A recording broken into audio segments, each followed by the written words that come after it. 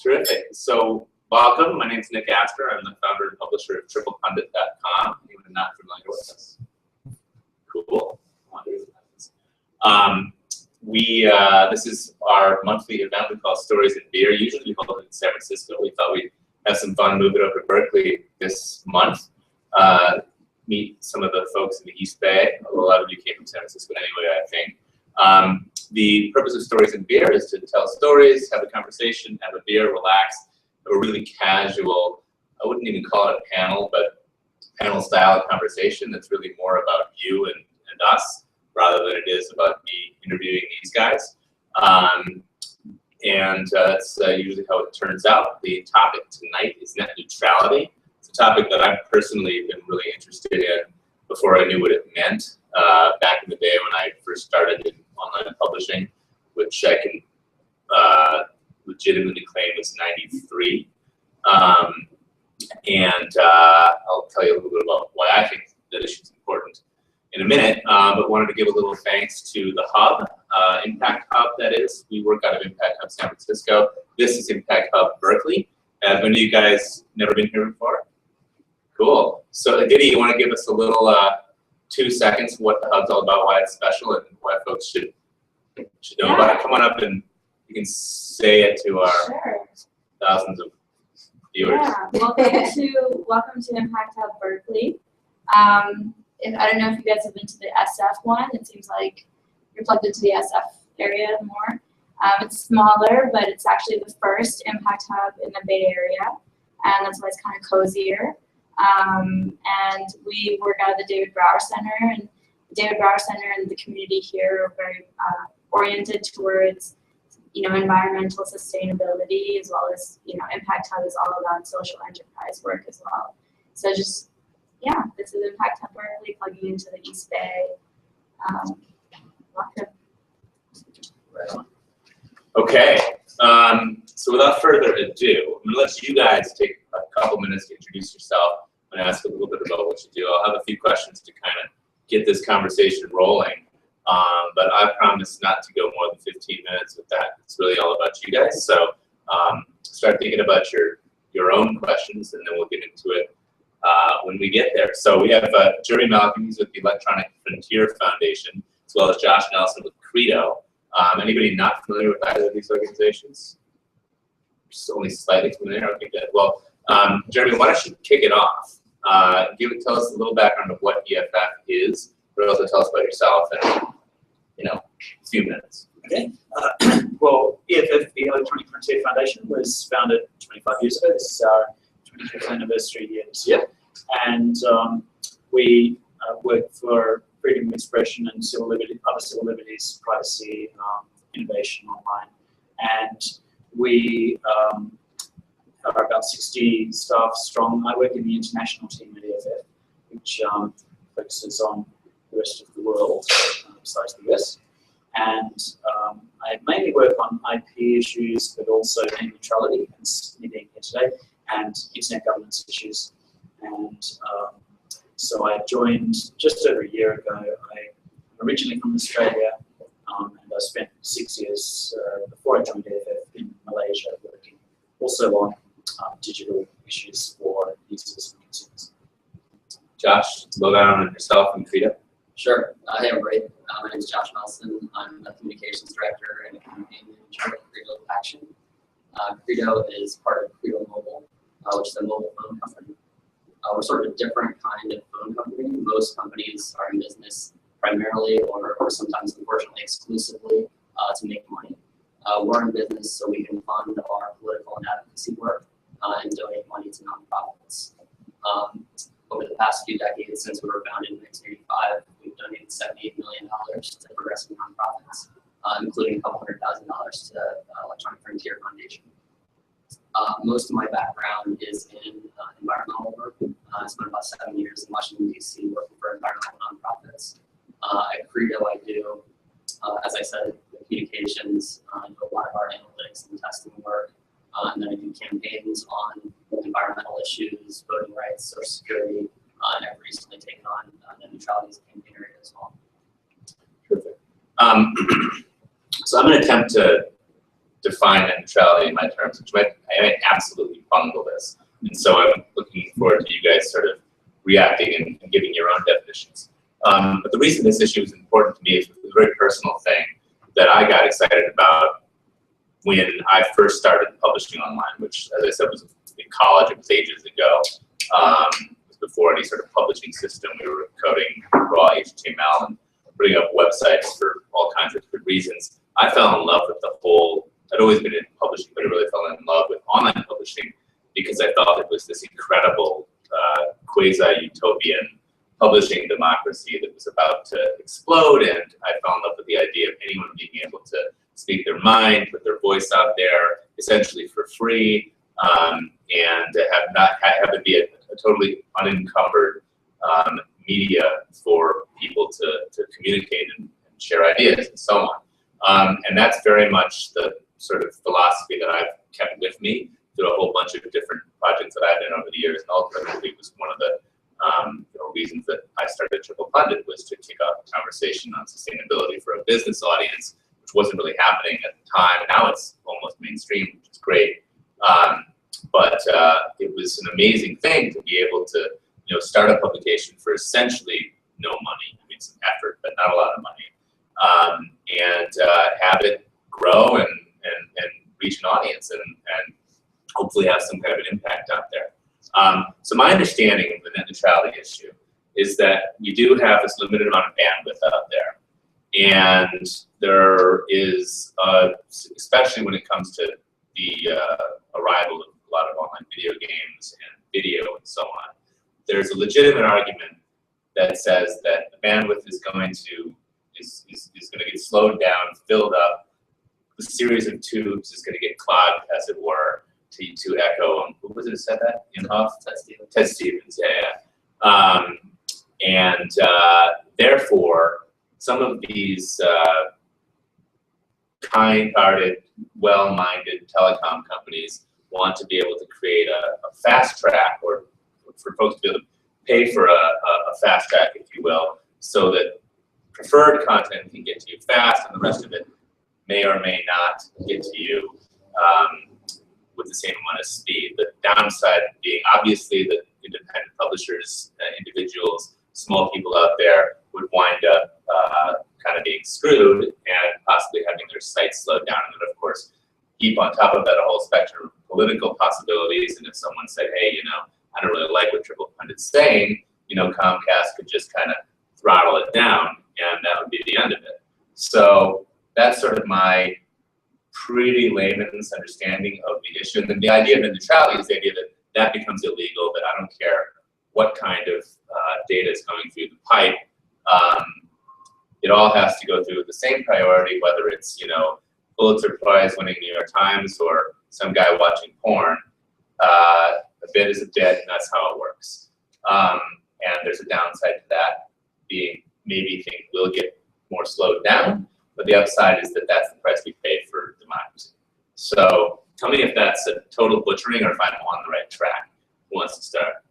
I think one thing to clarify is that it's not just about websites. So it's also about different internet services. So one thing that was happening that sort of led to this debate over net neutrality in the US was that some ISPs were throttling BitTorrent traffic, for example, so that it would be artificially slow in relation to web traffic or email traffic. Now, there is a slight wrinkle in this, in that some types of traffic are more sensitive to the rate of data transmission than others. And so ISPs are entitled to some leeway in managing their networks in a way that makes sense technically. They may want to make sure that voice over IP calls go through smoothly, whereas email doesn't really matter if it's delayed a little bit. So that can be legitimate. We call that legitimate traffic management. But it shouldn't be on the basis of discriminating based on the content or based on the usage that these types of traffic are assumed to be for. So, but basically that's what he said. Just a few clarifications. Okay, I'm curious to hear the nuances of how they can be defined and so on. But Josh, your experience? I think you may be being a little bit too friendly to the ISPs when you say that their motivation to discriminate against certain kinds of content is driven by a lack of bandwidth. From my perspective, it's mostly driven by greed, right? So they figure if we can charge some people, some rich corporations, say Exxon or Shell, to make sure that their content is delivered super quickly, and the content of Sierra Club or Friends of the Earth or Greenpeace goes slower, they see an opportunity to make more money there. So to me, net neutrality is about just no discrimination between different types of content on the internet. That's interesting. So that's sort of a reversal. Instead of I pay to get my whatever to download faster, actually it's Exxon paying to get stuff to be faster. Without net neutrality rules, theoretically, you could see it happen either way. Right. The other thing is that I agree that the capacity of the communications links for most of the day are actually underutilized. There's a peak in the evenings where some congestion can happen, but generally it's not an issue of trying to squeeze content into the tubes. The tubes are empty for most providers. There's a lot of extra capacity there, so it is basically about trying to screw money out of content providers. So you're saying that for the most part, bandwidth shortage is kind of a myth. Or at least it's not super expensive to increase your capacity when you need to. It can be at the level of installing, new fiber optic links and stuff like that. But for many providers, it's more just a case of turning on some new network ports, or just plugging in a new cable. It's not going to be digging up trenches and laying down new capacity. So for the most part, and I'm generalising, but for the most part, capacity shortages are not the reason for net neutrality discrimination. I would add that anybody that's paid their internet cable bill recently to Comcast or one of these guys probably knows that the companies that you get internet access for probably aren't very short of money. They could, if there were any bandwidth shortages, their profit margins are high enough that they could afford to increase bandwidth without taking too much of a hit. Okay, so what's the status of sort of the politics around this right now? My impression has been, especially ever since Ted Stevens, that politicians generally don't have a clue what any of this is all about. I can't recall any of them speaking particularly intelligently about the issue. But there's been a little bit of good news that I've heard, especially through EFF's work, that some of the various sort of assaults on net neutrality have managed to be sort of fended off, at least for now. What's the current actual status of what the law says? Where are we right now? What's happening? Sure. Well, this is one of the reasons why EFF actually was late into the net neutrality debate, because we are super hesitant to allow politicians to do anything with respect to the internet because they are so clueless. So we were so hesitant to let the FCC take on new authority to fix the net neutrality problem until we were sure that it really was a problem, and we started to see these abuses actually happening. And by that stage, we realized, okay, we're not super happy with the FCC, but the big telcos are worse. So what we were advocating for, and what eventually happened in February this year, was the FCC agreed to extend what's called Title II authority over broadband services. Now, what Title II authority means is basically the same authority that it had over telecommunications, over the telephone networks, to regulate them as a utility. Up until now, they said that the broadband services that are transmitted across of phone networks are not able to be treated in that way. And in February, they decided, no, we're going to treat broadband services in the same way as the wires that they flow across, and that enables them to regulate some of these abuses. But they also stopped short of adopting all of the powers they have over the telephone network. There were some issues that we thought it would be better if they forbore from regulating. So they did exercise forbearance on the full range of regulation they could have done, and they've limited it to just the core net neutrality problems, which are blocking of services, throttling of services, and paid prioritization, where a company will pay extra to get its content to the user faster. So I would add a few things to that. First, I do want to strongly agree with the remarks of both these gentlemen that politicians, especially when it comes to the internet, have no clue what they're talking about. That tends to be the case on a lot of issues. You know, as he mentioned, we won a big fight at the FCC in late February. It was a years-long fight, and we got, if not everything, we didn't get everything we wanted, but we got most of it. So that was fantastic. Unfortunately, folks in Congress, being as clueless as they are, especially the Republicans, are now doing everything they can to reverse that. So there's a fight going on right now through the appropriations process in the House of Representatives. The Appropriations Committee passed a bill last week through the funding process would block the FCC from actually implementing these rules. The rules just went into effect, what, a week or 10 days ago, and they started right away, sort of strip the funding of the agency that's trying to implement them.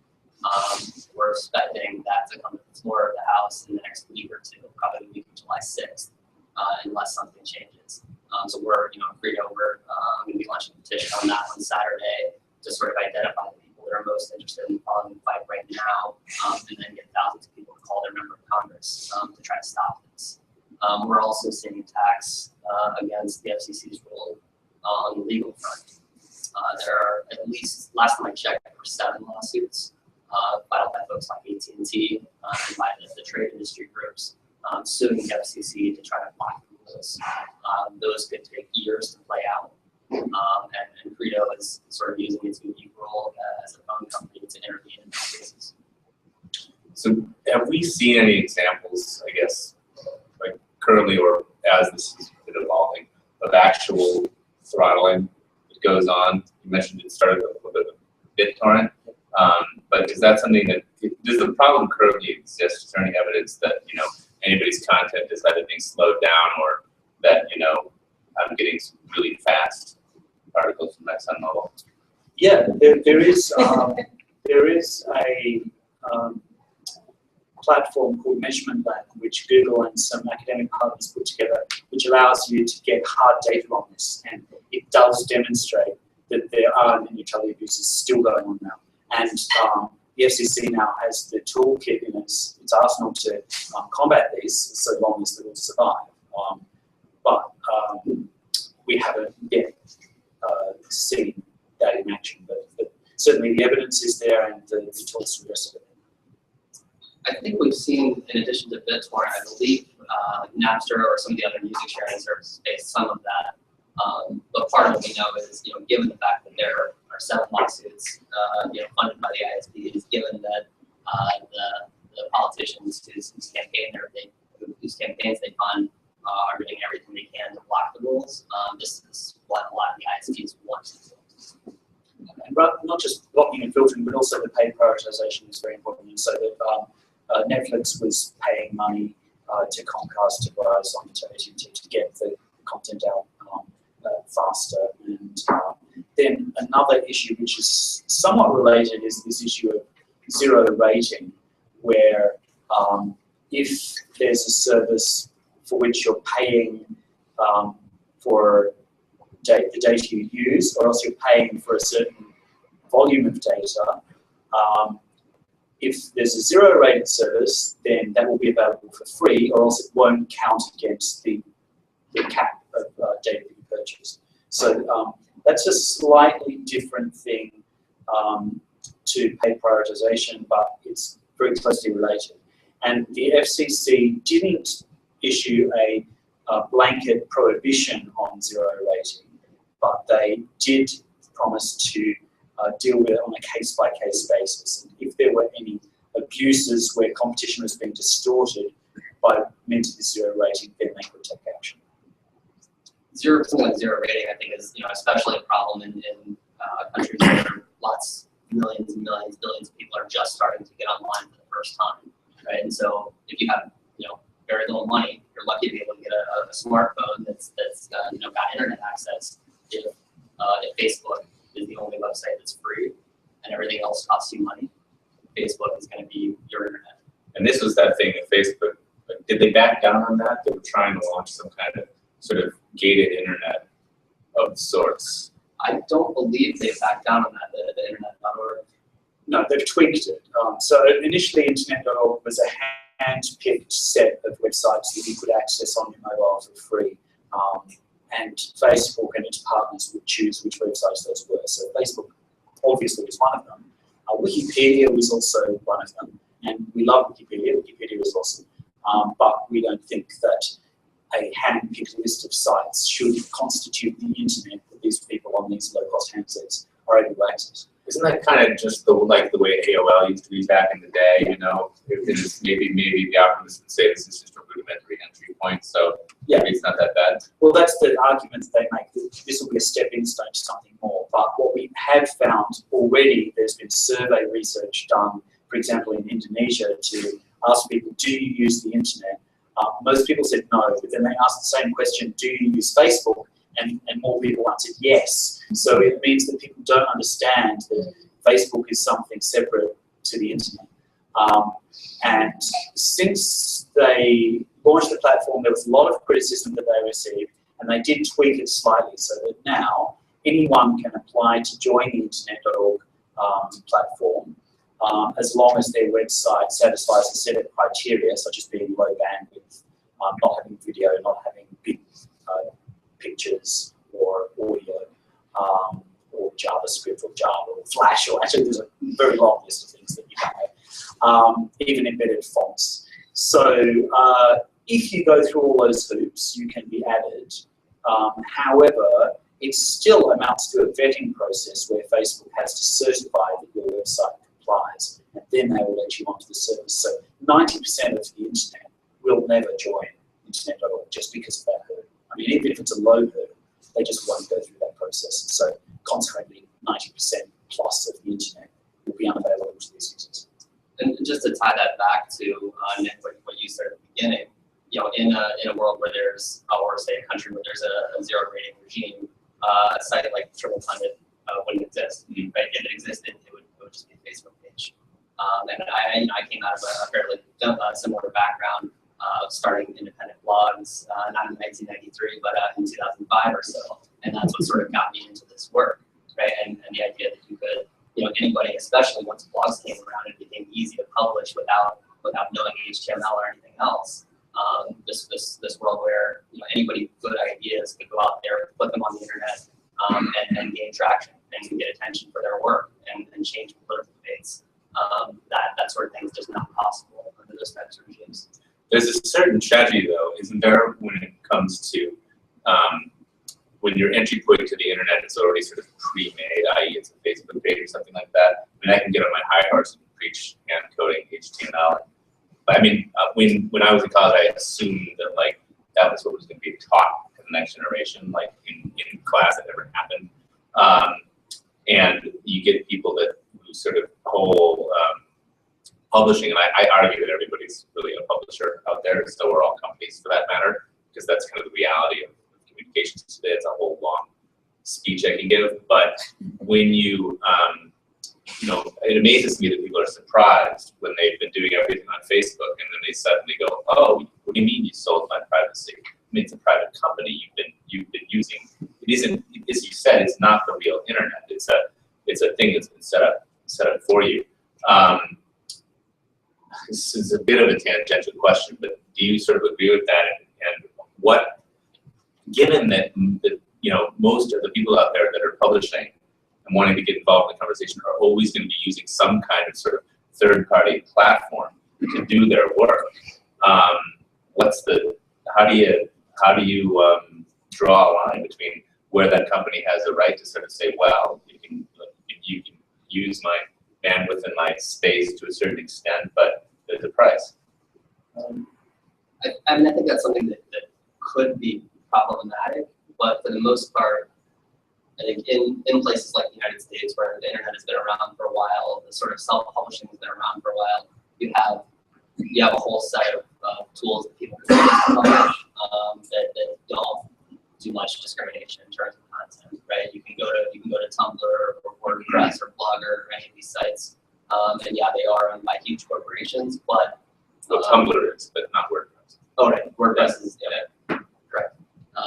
But so if any of those entities decided they wanted to discriminate against content because they didn't agree with its politics, they would lose all their users very quickly, and something else would jump in to fill in that gap. I don't think any of the big players in sort of the self-publishing space would actually try to do that. It would be bad business. Yeah, I mean, I agree to some extent. To the extent that we do still have a competitive environment with lots of different platforms that will accept user content, then that serves as a close enough substitute to what we had years ago, where you would upload your web pages to your own ISP. But even so, there is an over-reliance on a few dominant platforms, Facebook being one of them, Twitter, Google. I mean, I love these companies in some ways, but we are super reliant on them. Most people now just use Gmail for their email. Most people just use Facebook for the social network. And so I think it is definitely less diverse internet than what we had in the past. And that does worry me.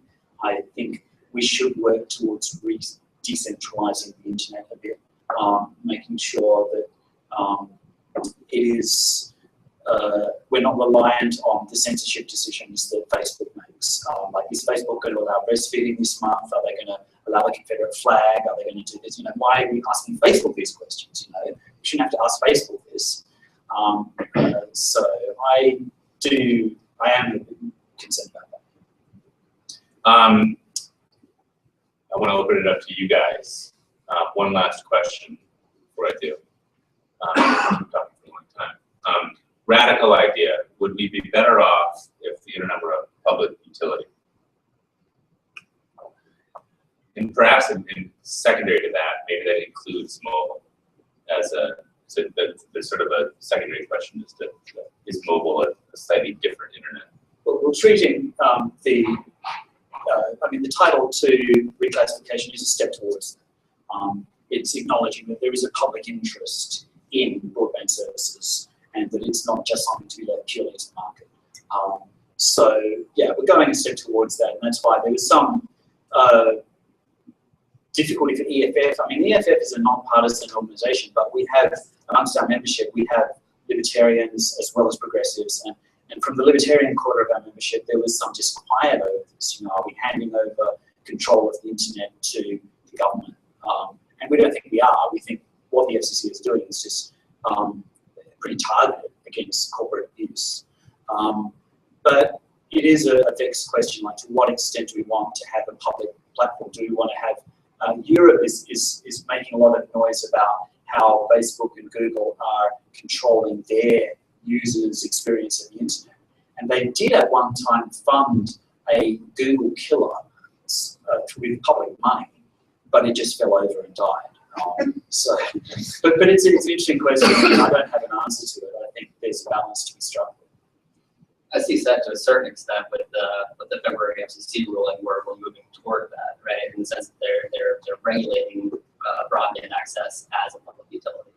They didn't go all the way. They decided not to regulate rates, which in some sense that might be nice. If somebody from the government came in and told Comcast they're charging us too much money for our relatively slow internet access. I would, as an employee of a mobile phone company, I'm a little remiss to argue myself out of a job by saying we should be nationalized. But in some sense, I mean, I have to agree that I think being able to access cellular phone networks and broadband internet access networks should, at this point, be considered sort of a human right. The government has a strong interest in maintaining for their citizens. Who's ready with a question? So, totally new subject for me. Excited to learn this why I came tonight. I work in fashion, as Nick knows. And so I'm just thinking, in my knowledge level is pretty rudimentary, but I'm thinking even at a consumer level, there's already a level of net neutrality that's not happening, because I can pay more. AT&T is my provider. I can pay more money per month to get a higher bandwidth. I don't even know where I'm at. I'm not at the lowest, not the highest, somewhere in the middle. Isn't that already starting to creep into the issues that you're describing, where people are able to pay more to get data faster at the consumer level. We don't regard that as a net neutrality issue. We think that the difference is that the user can, it's the users, within the user's control how fast they can access everything on the internet, rather than within the content provider's control to decide how fast you get particular content. So that's different. But I would say that that creates kind of socioeconomic. It does. I have a lot, if I'm at a certain socioeconomic level, that I'm able to get my data a lot faster than somebody that's living over in another part of town. It's a social justice issue. It's just not an neutrality issue. And so that doesn't mean it's not an important issue. It totally is. I mean, and the FCC also held a hearing last week on, do you know the name of that program, to Lifeline? Oh, yeah. Yeah, which is, up until now, it's been affordable access to telephone services. Now that they're extending that to broadband services. So that's a very important program. It's not net neutrality. It's a good distinction. Yeah, and it sounds like what you're talking about is, you pay more to your ISP and then you get faster access to everything, but they're still not discriminating between different types of content. But there is still, especially around the world, also here in the United States, there's still a huge problem where there are tens of millions of Americans who don't have internet access at home. Right? They go to the library and wait in line to use a 10-year-old computer, and they're waiting for the teenagers to get off MySpace so they can go do their work. So lack of access to broadband internet is still a huge problem. And the Lifeline program gets at it a bit. Things like cities and counties offering municipal broadband gets at that as well. Years ago there was sort of more of a movement around that than there is now, but it seems to be coming back a little bit, where cities are starting to say, hey, we can offer this service at a better price than Comcast or Time Warner. We can charge our residents less than Comcast or Time Warner do for faster internet access. Yeah, that's a second string to our approach to this net neutrality problem. Is apart from the FCC regulating, is actually creating more competition and open. What the municipal broadband is, it's basically where there is fibre that the municipality will make available to anyone to use on equal, reasonable, non-discriminatory terms to offer an internet service. And that can increase the competition dramatically because 96% of Americans only have access to 2 or fewer broadband services. If we can increase that and give them more options, then that's going to not only reduce prices, but it's also going to make it easier to switch if your provider is being non-neutral in the service that it offers. So with regards to net neutrality, are you currently more concerned with the last mile problem or the peering problem? Because there's 2 ends of net neutrality, right? So which side do you feel needs to be more regulated, or both sides need to be regulated? You're saying the social access to high speed, or the No, net neutrality, there's 2 sides of it, right? There's Yeah. peering, which is none of us have access to. That's just Google having a direct pipe into the backbone of the internet, Netflix having a direct pipe into the backbone of the internet, or potentially even hosting content at Comcast's server. So they're able to pay that amount of money to get their content into a faster backbone. I think what most of us think of net neutrality is the other end of it. It's the last mile coming to us. That's where Comcast says, okay, pay us money, and we'll allow your traffic to get there faster. So there's 2 ends of it to net neutrality. So I'm curious, kind of, which side do you feel, is potentially more dangerous or equally dangerous, or what side needs government regulation? Well, it is within the scope of the FCC rulemaking to cover both angles, and they're both open to abuse. I don't know. I mean, I come from Australia, as I said, and in Australia we have quite a different model. Everyone would pay for access with a certain cap. Like not just on your mobile, but even on your home broadband connection, you would have like a cap on your usage. And so there was a big incentive for providers to peer at these exchange points and to actually give free access to local content that was peered at that exchange point. And that actually was working really well for Australia because of the fact that we were paying for data. But there's become a realization in Australia that that's also non-neutral. Right. Because it costs a lot more money to actually appear. Yeah. Well, it doesn't cost more money to appear because some of these IXPs are actually non-profit. But it does mean that it advantages those who can physically connect in. Right. Whereas if you're on the other side of the world, of course you can't do that. So it advantages local services, which may be a good thing. Like in some countries, that may be a valid argument for a form of zero rating. If you're in a country where there's not much local language content, maybe that is a justifiable case where you want to give free access to local language content. But it is also potentially anti-competitive. So, because by the same token, Google has the money Yeah. to go into every city they want. And they Microsoft has the money. and they do that. Like They do, Akamai, exactly. which is a huge Right. sort of provider, would pay money to go into the Perth, Western Australia appearing point, and so their content will be available.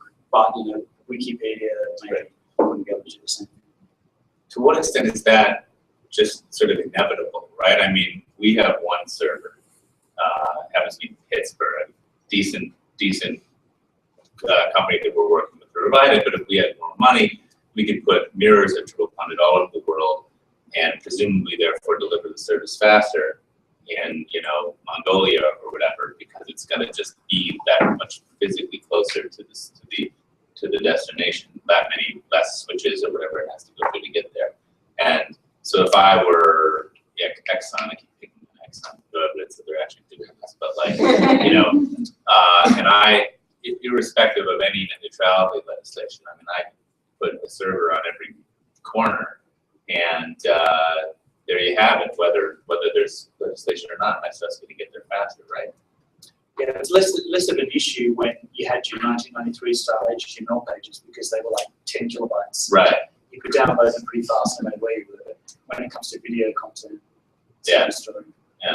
So, in other words, it is theoretically still an issue that no one can necessarily get around, but it becomes perhaps the responsibility of the publisher to, as always, to streamline their pages as much as possible, reduce the amount of monkey month on the page, and yada yada. That's what we're always struggling with, is making it load faster. That's actually one of the good things about internet.org, because although we've been critical of it, one thing they have given emphasis to is to streamlining websites so they load quicker. And that is actually something we can support. We're glad they are promoting that. We just don't want them to be a gatekeeper and say, okay, we'll only allow those pages to be accessed on the internet.org platform. But if they could strip aside that part of what they're doing and just have a general promotional effort across the world to have streamlined versions of web pages for people on low bandwidth connections, that would be great. I think it's always going to be a struggle for small publishers to be able to sort of compete with big publishers, right? In terms of the resources they have, the technology they're able to use, the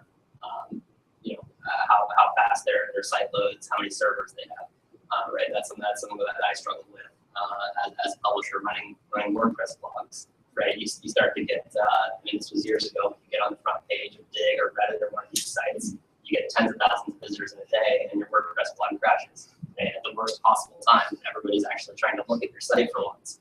And then there are ways around that, which I'm sure you've figured out over the years as well. I mean, you can have on WordPress there are plugins where it'll cache a static page once it starts getting a certain amount of traffic and things like that. But as much as as much good as the internet does by allowing anybody to publish, there's still going to be limitations like that. You're still not going to have the same resources as the New York Times, the Washington Post.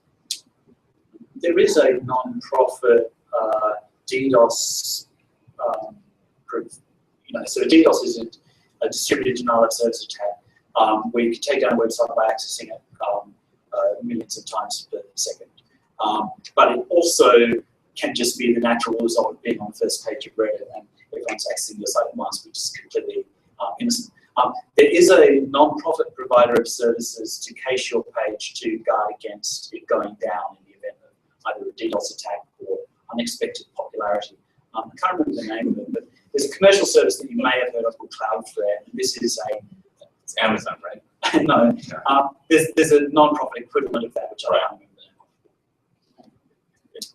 Who's next? So I'm really interested in the FCC ruling in February. I think a lot of people who weren't involved directly in the political arguments at the coalface were really surprised. It seemed a dramatic about-face from Tom Wheeler, particularly the chairman of the FCC has a background was a Comcast or Verizon or some huge telco and had a sudden, as it appeared from the outside, a huge road to Damascus conversion. I'm suddenly convinced about net neutrality. I'm very interested from a tactical point of view, how I'm sure there's such a thing that appeared like sudden from outside was actually not. I'm very interested from a tactical point of view, what parts of the political net neutrality campaign you think were particularly effective, and what you think was done behind the scenes to make that happen, that other campaigns perhaps talking to government could have done.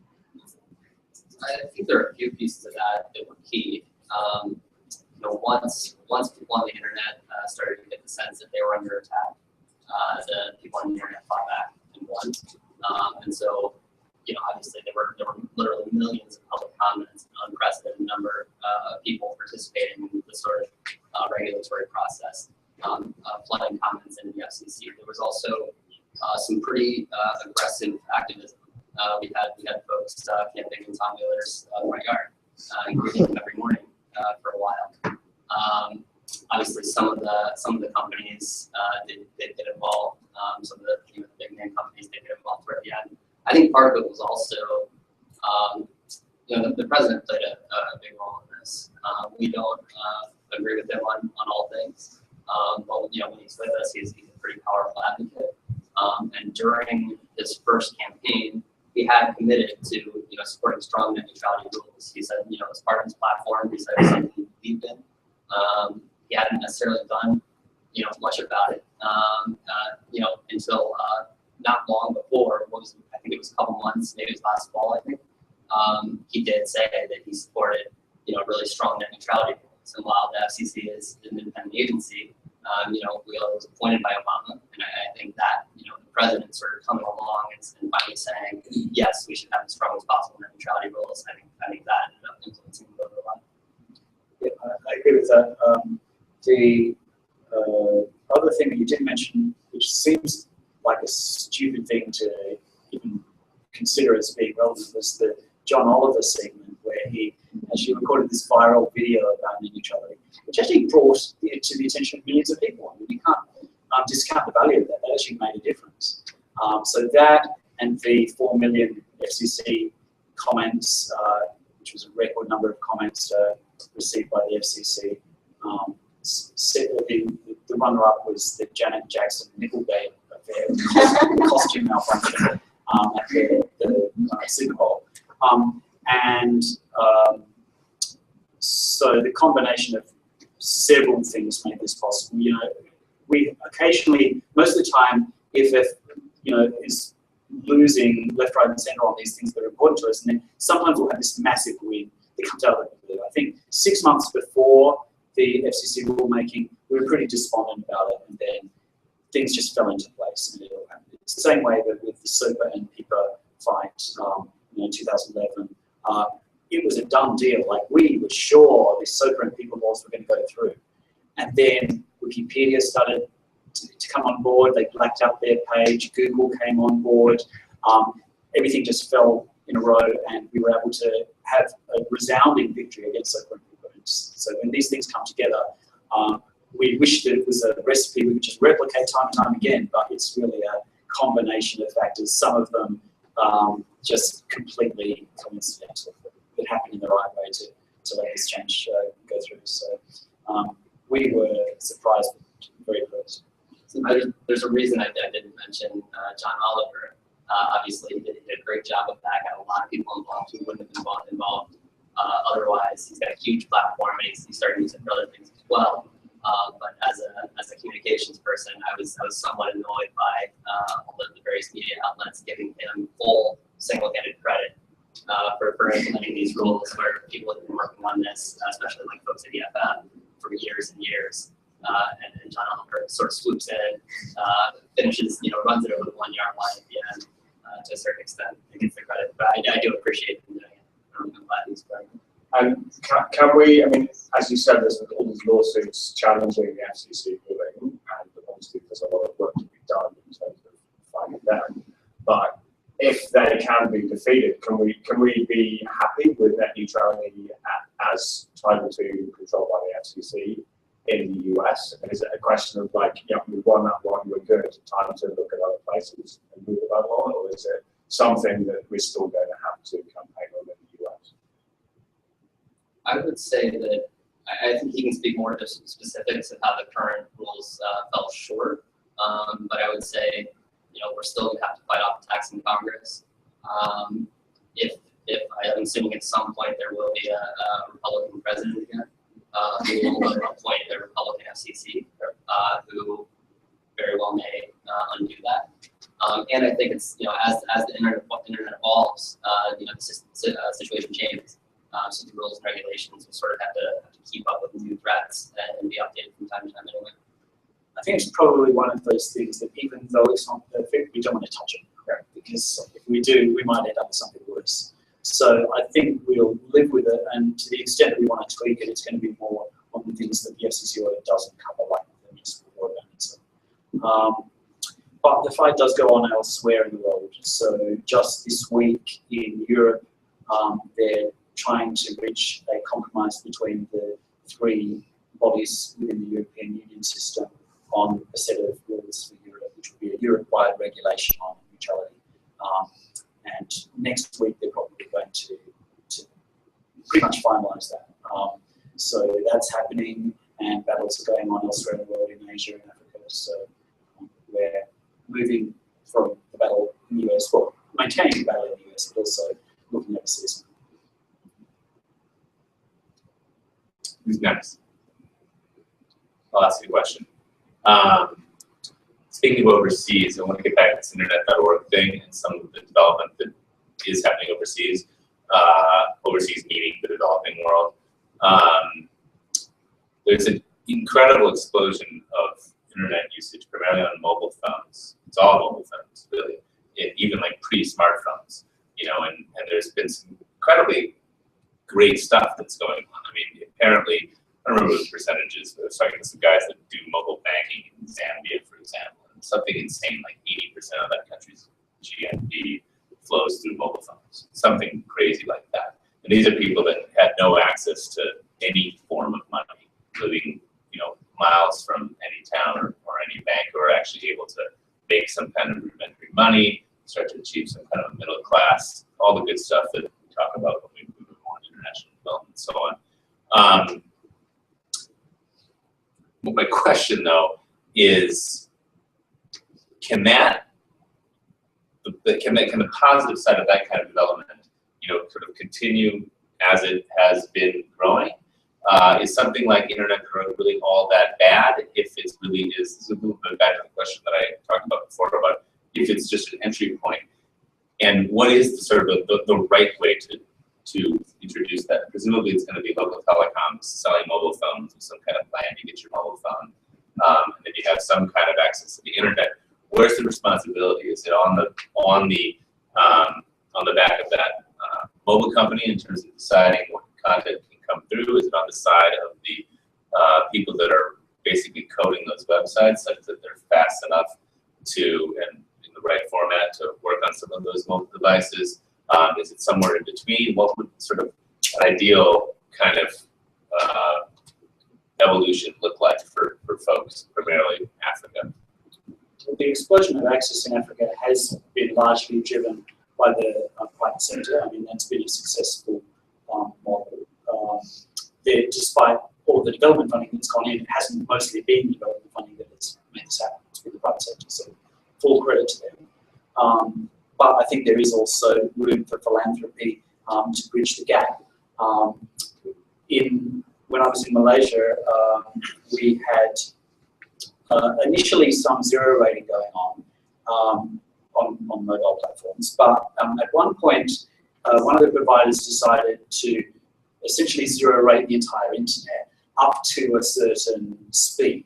And so you would get free internet on every basic entry-level plan, like even if you're only paying as you go, you would still have complete access to the entire internet, but at an analog modem speed, like GPRS speed, which is slow. So I think that's the kind of thing that could either be supported by the private sector or through a philanthropic support of private sector initiatives so that everyone can have some access to the internet. And the discrimination would only be to the extent that you're not going to be able to stream video down that thing, but at least it's not filtering out 90% of the internet because it's not improved whitelist. I think if something is along the lines of what he's describing, and it is truly an entry point, it does have the potential to give people access to the broader internet at some point. That's a good thing. But there's going to have, beyond private companies and philanthropy funding this in the first place, there's going to have to be a role for government, I think, at some point to implement the types of regulations we're now needing here in order for that to happen. And in countries with weaker governments that don't regulate lots of other industries that that tightly, it may be hard. It may take a while. But on balance, if you're going to have an internet where you can do everything except stream video, that's a lot better than no internet at all. As long as it's not the sort of thing that gets locked in, and it can sort of evolve into something else. That's one of the criticisms that we as activists received, that we were being elitist, and we would say, well, no internet is good enough unless it's the whole internet. So I think we have to take some of that criticism on board, but that's not EFF's position. I mean, we don't think that no internet is good enough unless it's the same internet that I have in my house in Oakland. Certainly there are tiers of internet, tiers of services we were discussing. Some people have faster internet or slower internet, and we're not asking for everyone to have the same speed of broadband around the world, but we are saying that subject to the difference of service level, there shouldn't at least be discrimination between some services and others. Another point. You mentioned about how the mobile payments have been a successful model. In the pioneering mobile payment system was actually in Kenya. It's called the M-Pesa system. And that's an interesting example to give because it is actually proprietary. It is actually controlled by Vodafone, I think. And yet it has been enormously beneficial for Kenyan citizens and spread to other countries now too. So it does, I guess, to give a devil's advocate argument, it does go to show that sometimes what starts off as an exclusive arrangement can produce benefits. But I think in the long term, having a mobile payment system that is tied to one particular mobile phone provider is ideal, and we would like to try and move beyond that if we can. It may be too late now for Kenya because it's kind of locked in, but are they going to be able to nationalise the M-Pesa system or to have equal access by other mobile providers to this payment system? It's probably, I think that horse has left the stable. Something that are contrarian, because I'm going to pick up on what you just said. You said if they can. I mean, the reality is that a lot of countries, in sub-Saharan Africa, don't have, the government, the infrastructure that's so full of corruption. I've had this argument with people around fashion and why can't the apparel sector come into sub-Saharan Africa? Well, the fact is there's not enough of an infrastructure there to actually bring that to life, and there's a lot of corruption. So the contrarian view is like, great, if Google or Facebook wants to come in and offer, internet down at work, let them do it, because it's nobody else is. The governments are stepping up and assuming they're willing and assuming they're going to. So why not? And they're willing to pay for it. There isn't a tax base, there isn't a public funding process to make that happen. So why not? Maybe it's the point that you said at one point was is a little internet better than not at all? I think the framing of this discussion has been, and we haven't touched so much on this, but net neutrality and sustainability. And when we think about sustainability, one of the, sometimes that's in the context of environmental sustainability, and that provides an analogy for the internet, because the internet environment, sometimes we even call it the internet ecosystem, it's a bit of a misnomer, but the internet ecosystem or environment, just like the natural environment, thrives when there's diversity and competition. That's what you miss when you lock providers, or lock users or consumers or citizens into a certain limited range of platforms like what internet.org does. I think there is something to be said for the devil's advocate argument that, you know, this is, in the case of the Facebook thing, it's AOL 2015 for people in Indonesia, and, you know, I guess AOL had a little bit of competition with Prodigy and CompuServe back in the day, but, you know, that was an entry point, and it sort of had its day, and things evolved. So it seems like the optimist could still argue that, you know, let this happen in Indonesia, it goes for a few years, it's a rudimentary starting point, and, you know, presumably it gave people from point A to point B, whereupon hopefully some other kind of startup can enter, or, you know, the pure internet, if it will, can sort of find its way. Can't have the base just purely on a spark of optimism. But Yeah, I mean, that makes a certain amount of sense. I guess one distinction would be that Facebook is it's got a lot more money. It's a lot more powerful than AOL was at that time. And Facebook probably has no intention when they go into countries with sort of zero rating system of it blossoming into a fuller internet, right? It's not in their interest. So by sort of creating it that way in the first place, and getting access that way in the first place, they have the opportunity to sort of lock it in. how can they prevent it? Is it because the device itself is sort of gated somehow? Yeah, well, the way they do it is they have a proxy server, and all of your internet all of your internet traffic passes through the internet.org proxy server, and you determine is this something that you're allowed to see or not. Based on the hardware. No, I think it's actually the network that does that. I see. So, there is also an Android app for Android smartphones, but most of their phones that are accessing internet.org are going to be what we call feature phones, which are dumb phones, not smartphones. So Android doesn't run on those. Yeah, for as long as you're accessing that provider's network, they can stop you from going outside of the walled garden. Right. Got it. Now, with regards to the walled garden thing, gated communities, something that I've always been sort of fearful of, like ever since sort of this conversation began, like years and years ago, and some of it sort of there's a self-perpetuating gated community. People get into their little political group, or they get into their whatever. But there seems to be also sort of a fear, like something like AOL was kind of the original gated community online. It was nice and safe, and nothing, you know, scary hadn't done it, but it was certainly not the real internet, right? To what extent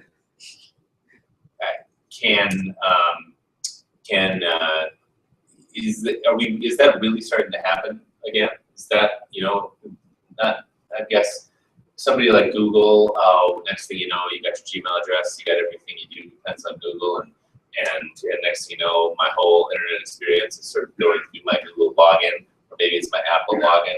But what's his name?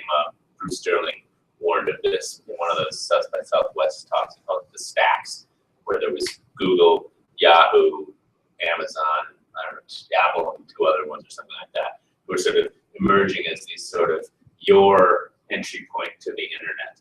And even though they're not your ISP, they're your experience online. And you have volunteered to, you know, by virtue of the hardware you bought, I got the MacBook, and it's got my login and using Safari or whatever.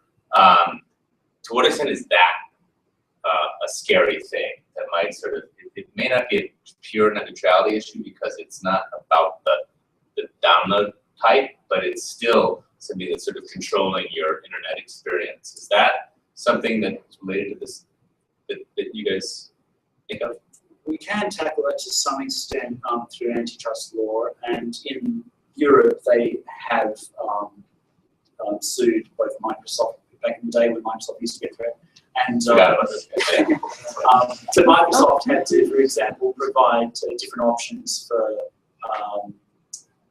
web browsers on the European version of Windows. So you could choose do you want it next or something else.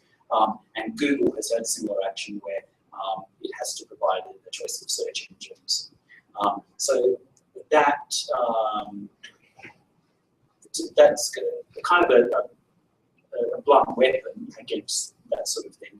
I would rather that we didn't have to come in ex post facto and fix up these competitive problems. If we rather make sure that they didn't arise to begin with. And so why the optimistic argument that you give doesn't persuade me, because if we're wrong, like we can be optimistic, but what if it turns out that we're wrong? What if, in fact, Facebook does end up with a 99% mind share in Indonesia, and we were wrong about it turning into a stepping stone?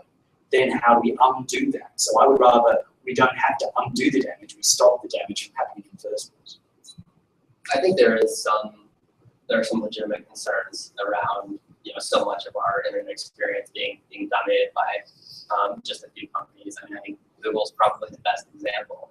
At Credo, we rely on Google for almost everything. Right? We store all of our files in Google Drive. We're using Google Apps for our mail. And so when every couple of years, folks may have noticed Google will go down for like 5 minutes. Not Google.com necessarily, but like Google Apps will go down, Gmail will go down. We're totally helpless. We have no idea what to do. So there's some of the problem there. But at the same time, as long as we have net neutrality rules, as long as obviously there's lots of money to be made by coming up with new apps, coming up with new websites, which there is in this area, more services will come online, right? So maybe there's not going to be a new search engine player that really competes, although social, like what a Facebook or Twitter is taking a lot of the traffic from search. At this point, people, instead of searching on Google, maybe search on Twitter and get something more timely. But new things keep coming up, right? Whether it's Slack or Tumblr or Instagram or WhatsApp, it does get a bit scary when a new thing like that comes up and Google or Facebook immediately buys it. So that's the downside of that. We've hit our hour, but in a few minutes, if anybody does have any last questions. I know there's some stirring thoughts. All right. Well, thank you guys. I love this topic, and this is something that, as a small publisher, is always been a big deal to us. And I'm glad you did mention sustainability, because that was kind of the impetus for our involvement with this. And my argument for that, which I didn't quite articulate, was really that any small media voice is a key part of driving this conversation on any topic. Sustainability is a big catch-all for a whole lot of different topics that we care about, but it could be argued for any topic that's worth talking about, especially something that may be challenging to the status quo or challenging to big players out there. So that's really my argument for why net neutrality is a key sustainability topic, and we'll continue to support it. And maybe you guys can just give us one last thought about some of the things that we can do, be it where we should be thinking about getting our ISPs to someone we should donate money to, or other ways that we can kind of stay on top of this topic. Sure. So I think Use Credo and donate to get faster. that's exactly what this is. Buy phone from Credo, donate to the Neutrality Foundation. No, I mean, one thing I meant to say, more to the sort of theme of sustainability and net neutrality. A lot of what we do at Credo is use the free and open internet to fight for sustainability. Right? So we use our email lists, we use our social networking sites, our website to get people engaged in political fights, largely around climate change. And so sometimes when people think about using the internet to organize people for politics, you're picturing a bunch of people hunched over their computer, clicking on something, maybe just signing petitions, and we do a lot of that. But the most important online organizing we do is trying to get people out from in front of their computers and out into the streets to protests, to the member of Congress's office, to public hearings. And so that's what we spend a lot of our time on. one thing you can do if you're wanting to choose a provider who's going to respect your rights, not only net neutrality, but also responding to requests for your personal information, or taking down your content, or not taking down your content, is you can consult a couple of lists that Yves puts together called Who Has Your Back. We have Who Has Your Back. The main list is about your privacy, and then there's another one which is about intellectual property. So we do rate some internet providers and telecommunications companies on the list, and we've just published the most recent edition of the main Who Has Your Back listing last week. I think it was last week. Yeah. So if I Google or search for yeah, that's what I'll find it. Okay. And I do need to mention, in case anybody from our marketing department is here, that on EFF's new Who Has Your Back reporter, Credo was one of the only companies that got 5 stars.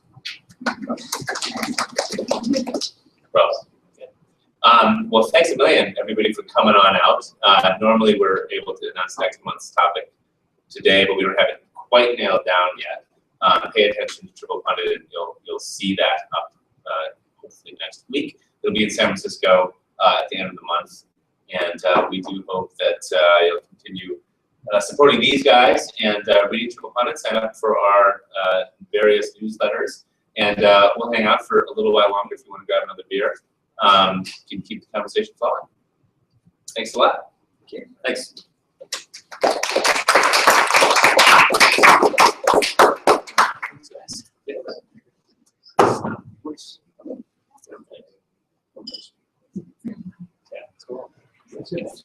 Yeah. Yeah.